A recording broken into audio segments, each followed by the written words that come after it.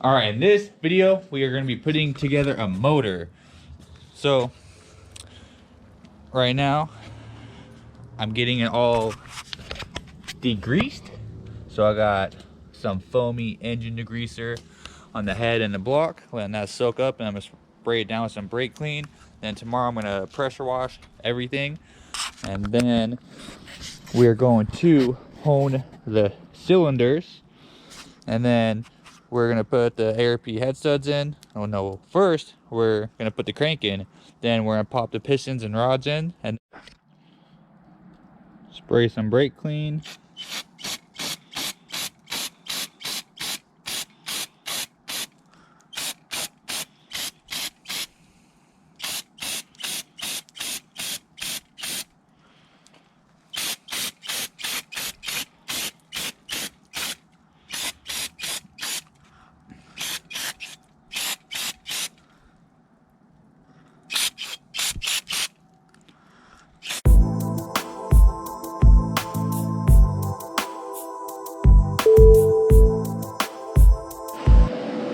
Just went through the second round cleaning the block. Use some more of, where to go, this foamy degreaser. Let that sit for like 20-30 minutes. This thing had oil everywhere, all over the back of it, so it's feel like it's been leaking since 1990, but let's see. Well, the motor's in 1990, that thing's been leaking since 87, huh? It's been leaking ever since it came out the factory.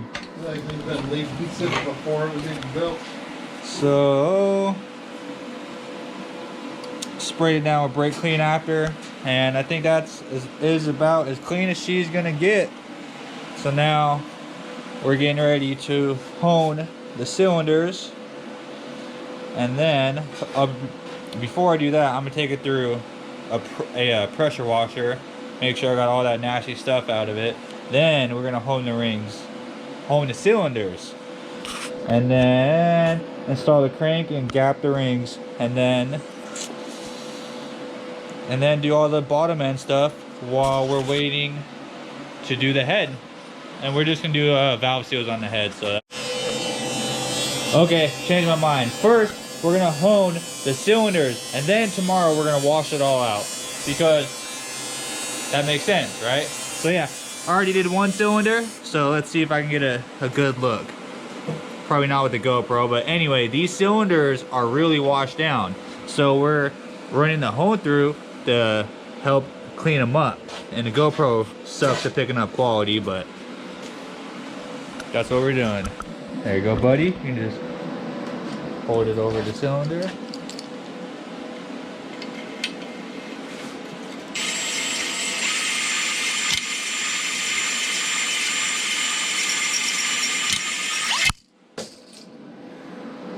And that's it.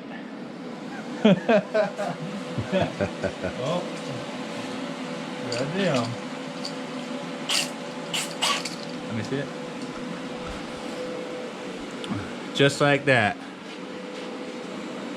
Now we just got 3 and 4 left. Spraying it down with WD-40. All right, where's our aluminum pipe? Aluminum pipe. All down there. The one we were welding on yesterday. TIG welder. Oh, it's right here. Hey. Getting ready to learn how to fab up some intercooler piping soon. Work in progress. But motor's coming along, nice and clean. Cylinder's getting cleaned up. Tomorrow we can throw the crank in, pistons, rods, and probably have it together and ready to fire within a week. Good stuff. Oh, I just fucked that one up. Yeah, that comes off the wire, bro. Cylinder 3.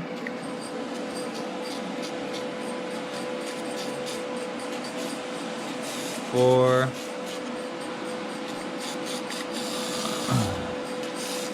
Make sure it's nice and wet in there.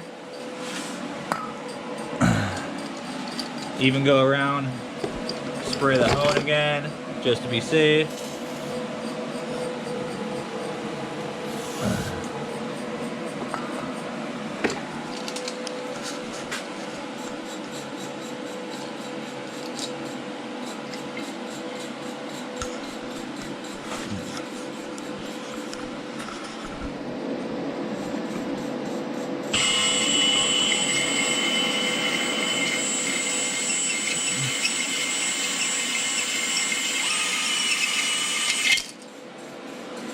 There we go, like a professional now. Number 4 is already still nice and lubed up.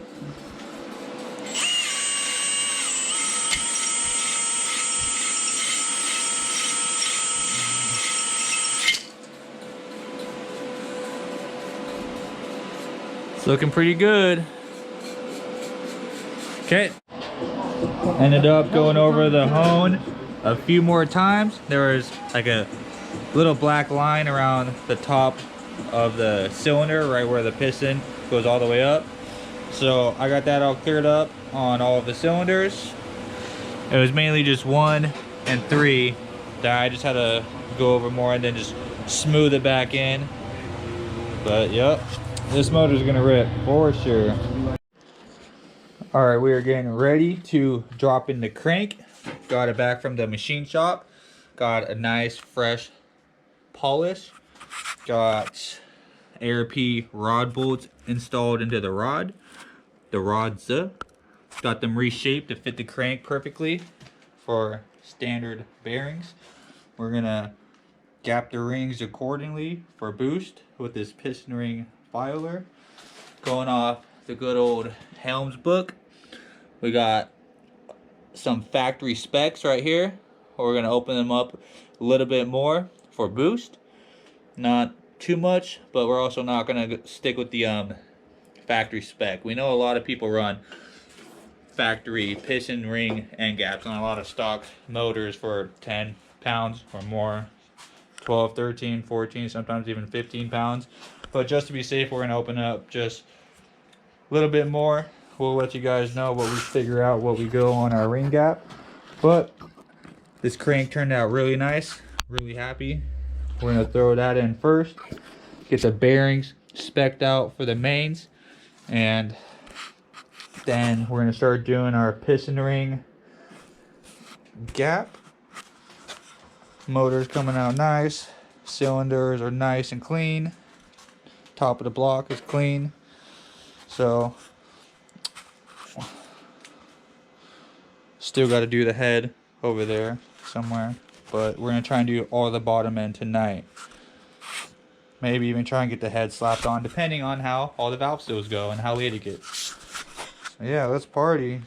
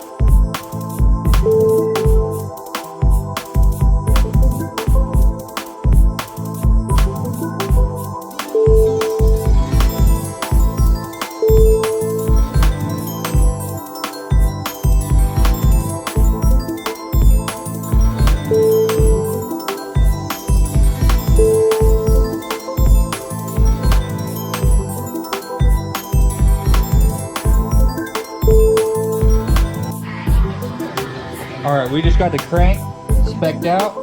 everything specced out the way it should. We used plastic gauge to check. Now we're getting everything all cleaned off. Pull the crank back out, throw assembly lube over all the bearings. Cleaning off all the plastic gauge right now. And then we're gonna install everything with our engine lube now. Because on the plastic gauge, we don't want to use that because we get a bad reading that way. So, yeah, now we're gonna put our engine lube on all of our bearings, and then we're gonna send the crank home, and she's gonna be locked in there.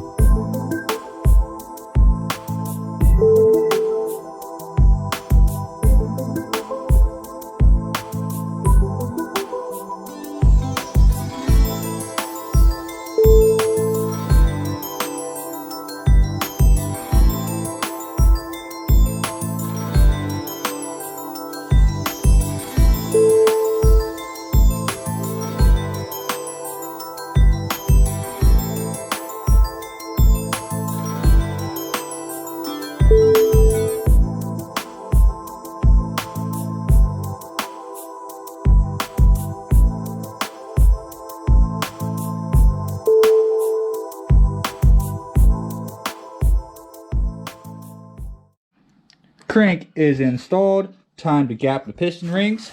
Got them set out right here. 1, 2, 2.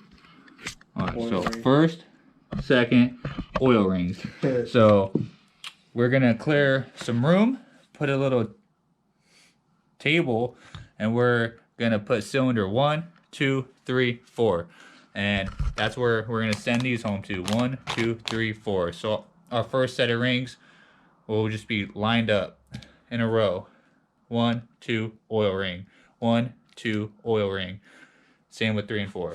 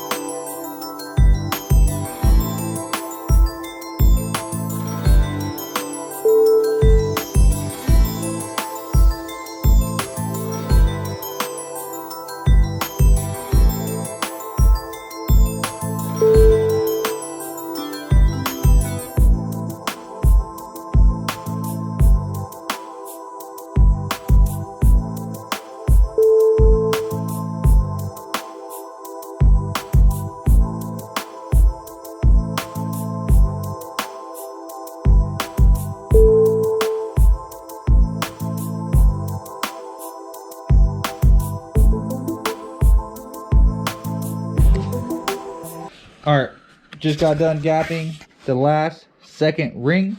So I got top one's gap at 16 thousandths, second one's at 24 thousandths, and then the oil rings, I'm just gonna leave them alone. So I came up with those specs, just going through my book, and I just opened them up a little bit more. And then I also talked to Wiseco about my built motor and the piston ring spec, so I kept that in mind. So now just got to pop the pistons in, put the rod caps on, and then the rest of the bottom end stuff.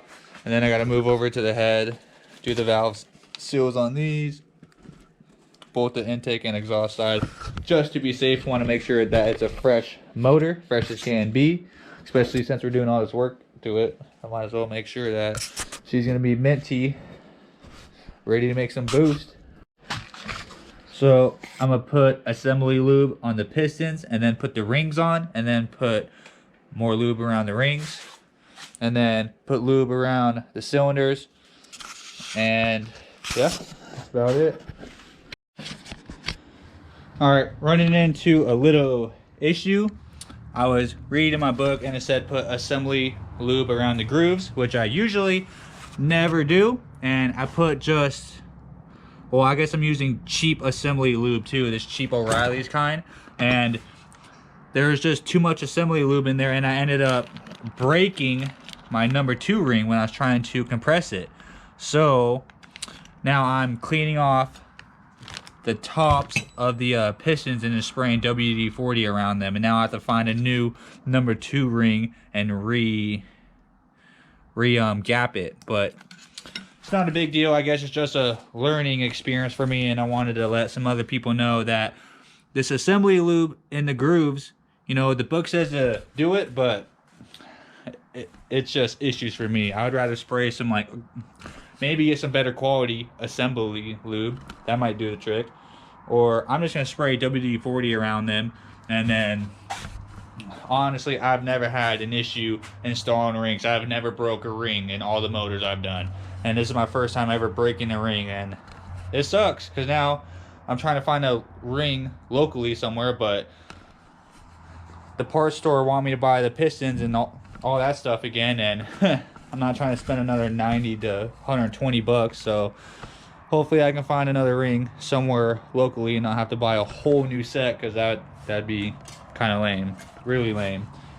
But I already got one piston in, so I'm gonna get the number 4 in, and I have to skip number 3 since I broke the ring. So I'm just gonna do all 3 of them and then wait on to see if I can find a ring. And if I can't find a ring, I guess I'm just gonna buy another set, I guess.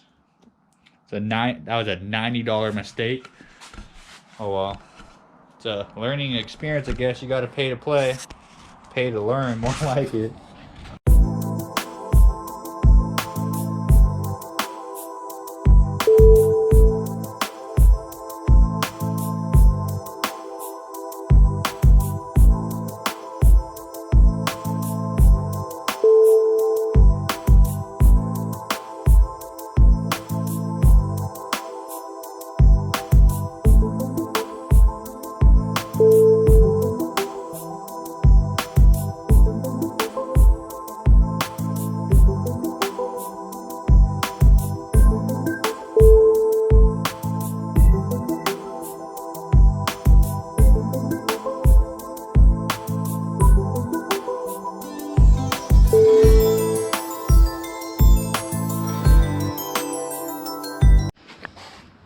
Alright, I got 3 of the pistons in. I just got them nice and snug with my impact.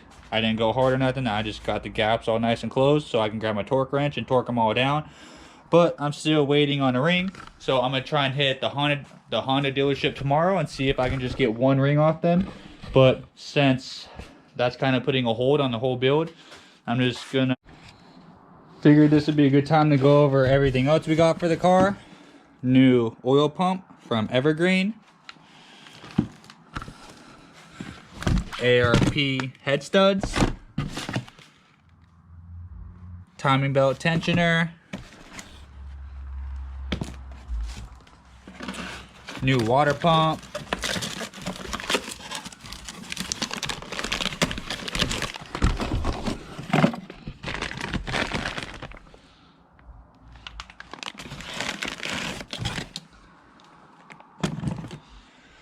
Valve spring compressor.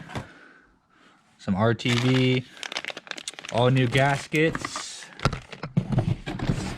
And then here's gasket kit. Some more gaskets.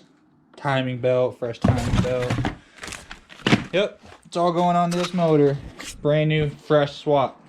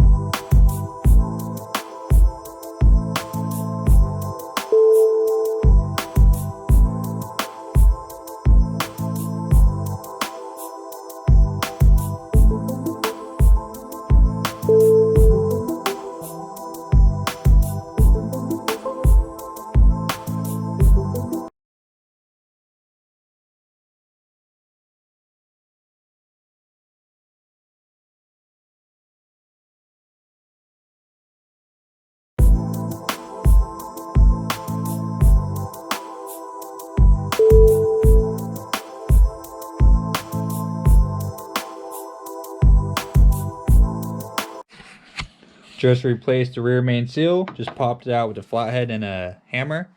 There's the old one. Here's the new one. Now I'm just getting it cleaned up. Alright, I got RTV around the rear main seal. I have some more over here. I have some oil around the crank. And I cracked the GoPro screen, so you can probably see a little crack in there. Of course, my luck. But let an RTV sit for a little bit to get it a little hard.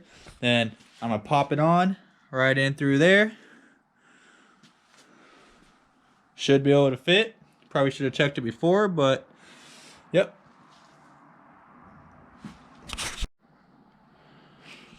Definitely fit. So I left it open just a little bit. Wait for the RTV to get a little bit more dry, and then I'll put the bolts on. But rear main seal is on. New oil pump is on. New water pump is on. Timing belt tensioner, alternators mounted, and still waiting on the ring. Probably have to do that tomorrow, but it's looking pretty good. We're gonna put the timing belt on so I can put the crank pulley on and get the alternator belt on. Just one last thing I have to do. Busted ports open for the catch can. Just take it off this motor, you know. Take that setup, put it on this. Should really like it with boost. It's like a perfect little catch can setup for something that doesn't make crazy power, but it makes some boost, you know, makes good sense. Make sure the crank ventilates good. You can kind of really see how it works. So this is where the black box goes. So this thing, this black box would go into that hole, and then this hose would go up to this line. So what we're gonna do, we're gonna pop out this line, block off this port, block off this port, and if you look in here, you can see it's just a small hole. We're gonna pop open these bigger ones for 10AN lines. So we'll delete this small guy, and then we'll just have two big 10AN lines coming out the back, and crank should be ventilating more than enough. And if we need to, we also have this valve cover that's tapped, but I don't know if I made up my mind if we want to run a 4-port setup on this. I mean, it's not like it's making over even 300 to the wheels, so there's really no reason to run a 4-port, you know. Like just a 2-port is perfect, I think. We'll see. We'll see for sure. Getting the catch can set up. Already popped off this one. Now I'm gonna get this one. Pop my Allen head in there. Get my hammer. Give it a couple smacks.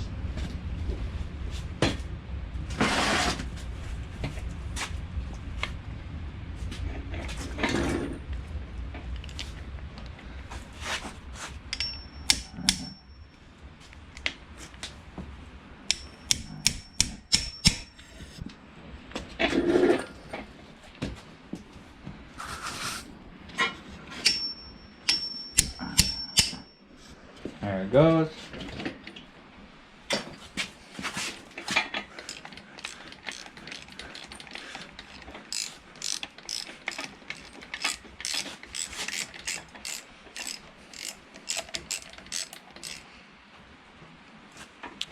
Now I got my 2 ports for my catch can opened up. Now I just gotta block off this, and run my lines. Getting the water pipe on, just replaced the seal with a new one on the water pump and a new one on the thermostat. Alright, we are picking back up. I had to buy a whole new set of rings, so that sucked, but oh well, lesson learned. So I'm gonna gap one more ring for number 3, which is the second ring. I'm gonna gap that, install the piston, torque down the ARP rod bolts, and then I'm gonna re-clean the head and the top of the cylinders with gasoline and Scotch-Brite. And we got every single valve seal replaced on the intake and the exhaust side. Intake side, they were all good. On the exhaust side, they were all blowing out. So that was a pain to do, and I'll probably never do valve seals again unless I'm replacing it with aftermarket valves and springs, because that was lame. Machine shops usually only charge $40 to replace those, and that's great because it took me at least 2 to 3 hours to replace every single one of them. And of course, I've never done valve seals before, so that might be the reason why it took so long. But still, that was lame. So if I'm ever rebuilding a stock head, I would much rather drop it off to a machine shop and have them do it for 40 bucks, because 3 hours worth of work, 40 bucks, I'll pay them 60 bucks, you know, with a $20 tip. So yeah. Head is ready to get slapped on, or actually no, we got to clean the bottom of it with gasoline and Scotch-Brite, and then we got to put the ARP head studs in. I got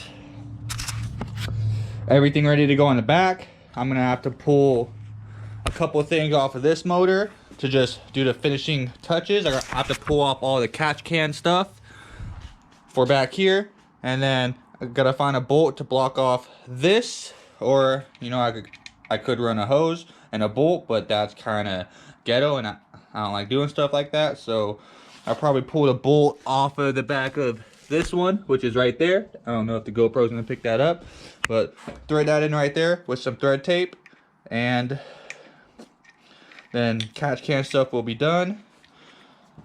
And yeah, it's getting close to being ready to drop in. After the head gets slapped on, we're gonna do the valve lash, and then replace the cam seals.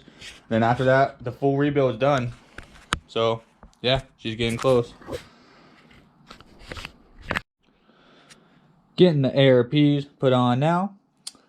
Getting them tightened down with this little Allen wrench, just nice and snug. And then head gasket, cylinder head. Put this ARP lube on the nuts. GoPro died, but the head is on. I still need to torque down the ARP head studs, but I got lube around all of the head studs. And now I'm just looking for my socket to get these all tightened down so I can torque them in spec. 80 foot-pounds in 3 steps. And then after that, cylinder head is on. And yeah, makes it that much more close. Coming together.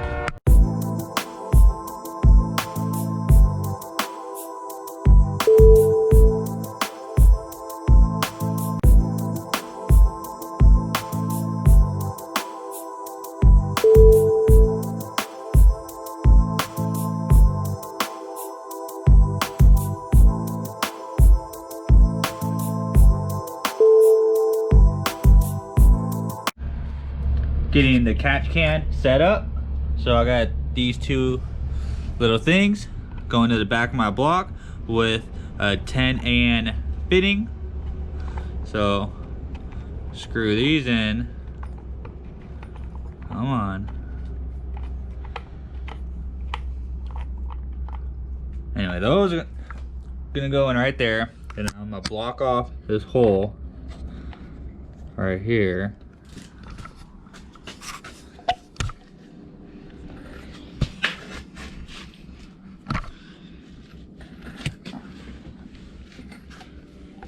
There we go.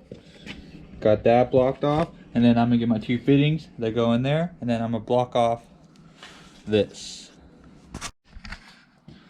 All right, I'm just kind of skipping through the rest of this last stuff because it's all boring and easy to do stuff. So head is all torqued down. I got this little bolt thing to go in to block off the port for the catch can. So usually this black box, this little vacuum line would go up there, right there. So block off that port. Blocked off the big port and got these in. Oil filter on. Motor is timed. Belt's nice and perfect. Just gotta get the alternator belt on and then do a valve adjustment. Probably might time lapse that, might not. We'll see. Get the intake on, and then after that it's pretty much ready to drop in. Wanted to get this in the video because I know a lot of people skip out on this part of a motor rebuild. So just so you guys know, bam, that gasket for the oil pickup is there, brand new, nice. Got the shield all nice and clean. Oil pickup on. Now we're getting the new gasket. Gonna put it on, put the tap pan on. Yep. She's getting close, and no RTV around any of the bottom part. Just gasket and pan. It'll be fine. Just finished up the rest of the motor. All new gaskets, intake on. Just waiting on injectors in the fuel rail. But as of now, the motor is ready to go in. All new seals, completely 100% full rebuild. Just need to get the flywheel and clutch on. This clutch is competition stage 3 clutch.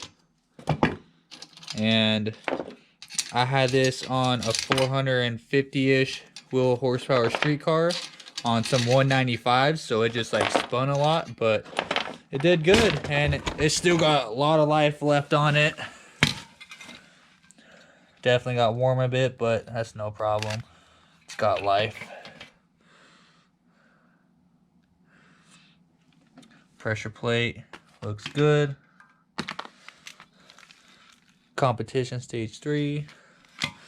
This is the clutch that's going to be going on this motor.